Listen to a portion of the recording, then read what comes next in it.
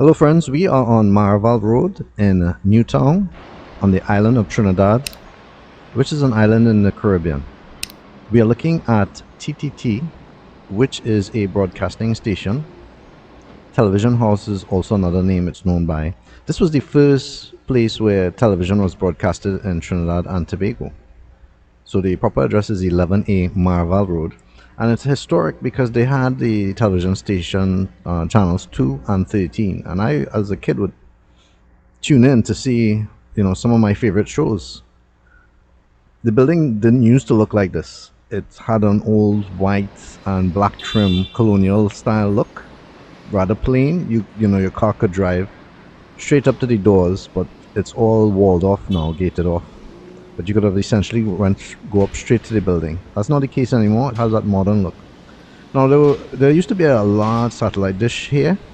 I mean, really huge, and that's when the era of cable TV came in, and Television House TTT tried to compete with cable television, but it was really a losing battle because as people started to get cable and more choices, the relevance of TTT just was not there. And there was even some issues where they were showing a lot of foreign television, sometimes wrong the clock, because usually TTT was only available at 7 in the morning, and then it would close off at 11 or so at night with the last movie. But they wanted to have, shows available all the time, and they would use shows from North America. But apparently there was an issue at one time where I think it was Oprah had sued the station for not paying royalties. Do you all remember that? Anyway, some of the favorite shows people like to see was Ricky Tikki with Uncle Ian. Do you remember that? He would paint with a paintbrush on the board.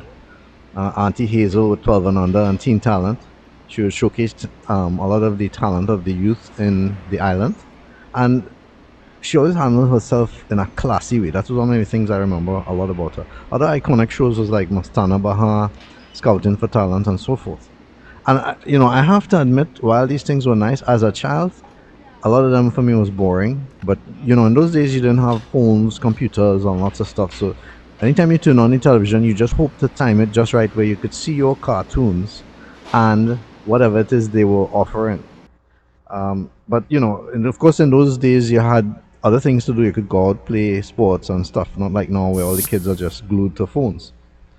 Now the other part that is not so good for history is the fact that during the July 27 coup attempt, the Muslimin took over this television station and used it as a base to broadcast their sentiments about their views on government and their takeover and so forth. And that remained as a, how do I put it, a black stain, if you will, on our history.